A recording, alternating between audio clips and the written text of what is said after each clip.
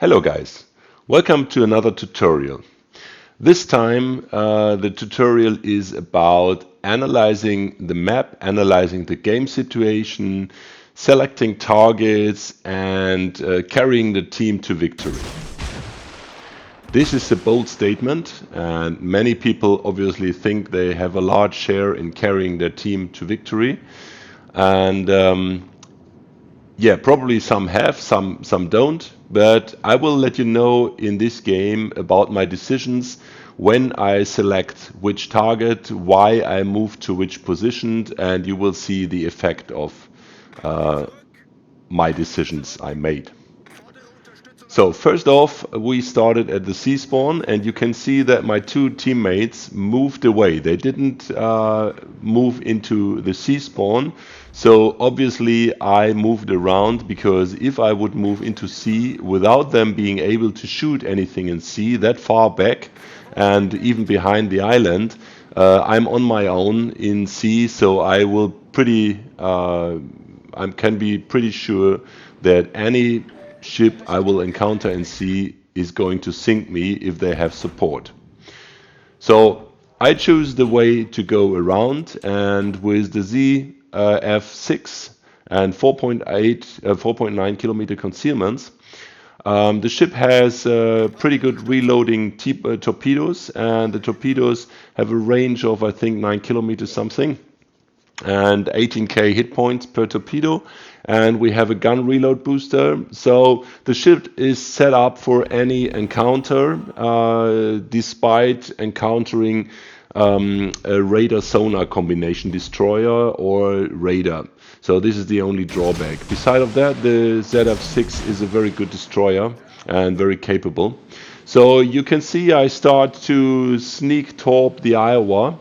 And if the Iowa, I was thinking the Iowa will move into the cap, but he suddenly decides to go around, and then he sees my torp, obviously. So he now is aware that there is a DD focusing on him. So I continued to target him a few more times, but a ship which is aware that a DD is torping it usually is very hard to hit because they obviously take evasive maneuvers. And to predict those maneuvers, you need a lot of experience and a lot of luck on top of that. So it's very hard to hit them. And that's why I'm choosing to go wide range here. And just I want to hit the Iowa, and I expect him to reverse. But I don't know how much, and maybe he in between will move forward. So I put some torps behind, some in front of him. The aim is just to hit one torpedo to trigger his flooding.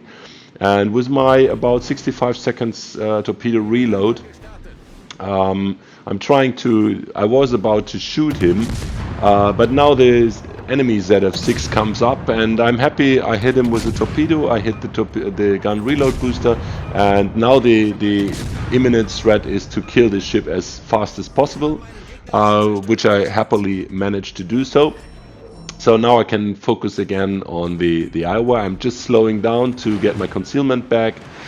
And yeah, the original idea was to shoot the Iowa and get a permanent fire, because when the torps trigger the flood or the fire triggered the damage control, the other element would be permanently and thus help me to kill the Iowa.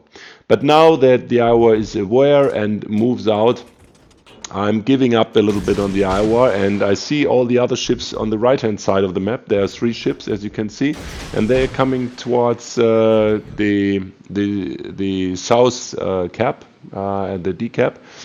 And I let the Iowa go, and I focus on the other ships, because the other ships, they haven't been torped yet. They are not aware I'm around. They don't do evasive maneuvers. So don't focus too much on one ship if the ship is trying to avoid you. Switch targets, just move on, let the battle develop. You're not forced to kill that one ship if there are 3-4 other targets around, and you can see all the red lights there. They all cry, please torp me. So let's move on to the Turpis. Let's move on into decap. We can't win too much into C, and the most important lesson is don't chase a battleship, because chasing and torping a battleship is one of the most difficult tasks you can have. It's much easier to torp battleships who run into you. Why is that? Because a torpedo which travels with 60 knots, for example, behind a battleship which flees with 30 knots, the torpedo can catch up 30 knots net speed. If the same torpedo would approach a ship coming towards you, you have 90 knots of speed when the distance decreases. So it's always much better to torpedo incoming ships than outgoing ships. So try not to chase these ships.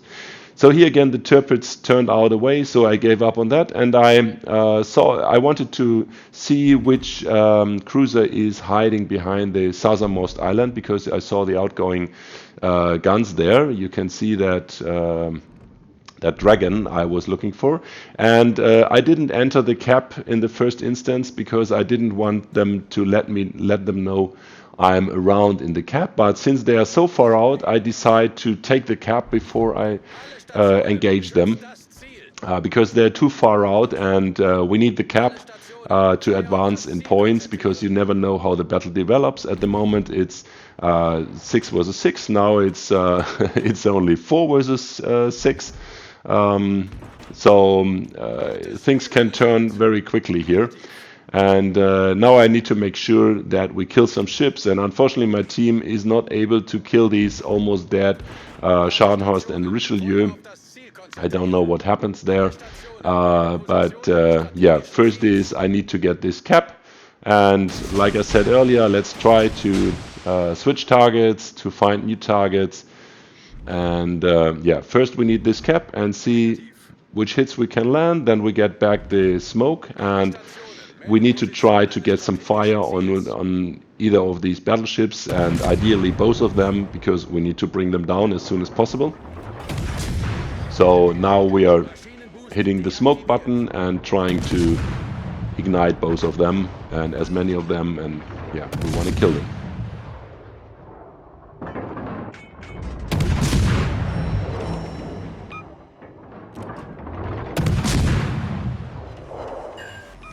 So in between, we see that one of our torps hit the Dragon cruiser, but we still have long-lasting smoke here, so we can alternate between both of them. And yeah, unfortunately, the cruiser is too far out for me to reach. So yeah, we move on again. Then we have the Surrey incoming. So why not torp the Surrey? Because I'm expecting the Surrey coming into my direction, because he probably intends to get the smoke, the cap. So we need to make sure we get some torps on the Surrey. And since he isn't expecting us to torp him, again, that's a good chance that we can hit him and kill him. And please, I cannot repeat this often enough. If you switch the targets and they think they are safe, they don't think about evasive maneuvers. So forget about chasing one ship, torping it all the time. Switch the targets, move on to other targets, keep on torping different targets, and this is the way you will be successful. Then again, you see everybody moving out of the C cap, and that's why I'm moving towards C. And here I have to open fire, even though I don't have smoke, but we need to kill the Surrey. I need this kill, otherwise they will win on points.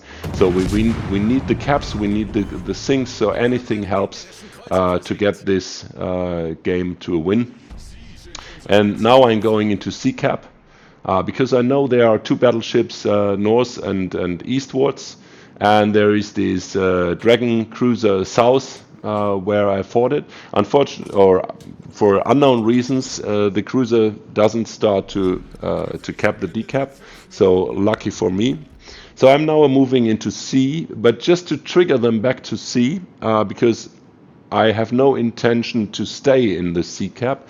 I'm just dropping some torps in case they come around the corner, and then I'm going back to D. because from if you analyze how the cruiser at sea, the Dragon cruiser, behaved the whole game, and this is not to offend the player itself, but it's just about analyzing the weakest opponent. And as you can see, we are about to catch up in points. So we got 3 caps at the moment. We are about to catch up. So time is in our favor, but it's still 4 minutes left. And if they swing back 3 caps, they're still gonna win. So we need this cap here, and we need to get 1 more kill at least, and to keep as many caps as we possibly can to win by points. So we're capping this one, and then we're selecting the cruiser as the easiest to kill target, because this player played like a newer player, and I think, or my expectation is, he's not skilled enough to win the fight against me. So I'm going back to capture the decap and to kill this cruiser, or at least drive him out of the decap to save the points. As you can see, keep an eye on the points if you want to win the games. The clock is ticking in our favor with 3 caps still owned. But as you can see, the C cap and the A cap will soon be captured by the other 2 ships. So then we only hold the B cap, and yeah, things get very close. So for unknown reason, the Dragon leaves the cap and moves towards the C cap. So I take a swing, drop some torps, and go to cap the D cap, because again we need the points. And I'm hoping for 1 or 2 hits. Maybe we can sink him, maybe not, but at least we can damage him. So since he wasn't damaged before, the flooding is not permanent, and he's too healthy to open fire, and that will be unnecessary risk. We can win the game. We just do a large enough swing. We wait for the torpedo reload. We take the cap in D. We always monitor the points, and we want to carry the game for the last 2 minutes. And the game has swung a swing in our favor, so there's no need to really be aggressive and open fire. And unfortunately, he's out of torp range now. But it's more important to get the B cap now, because for sure they're gonna take the C cap, and we need to equalize that by taking the B cap, because time is too short. They cannot come back to B and recap B. Sorry, D.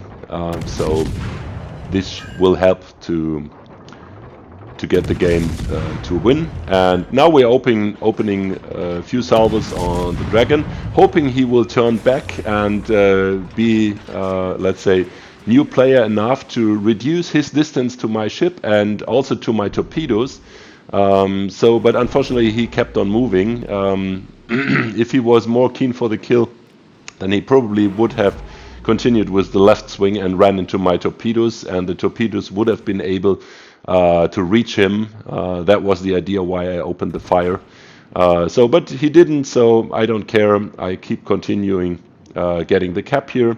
And the good thing is every cap is huge XP reward and huge silver reward. So if you're ever wondering how to be top of your team, make sure that you get a lot of solo caps and shared caps, because they reward with a lot of XP and silver for every single cap.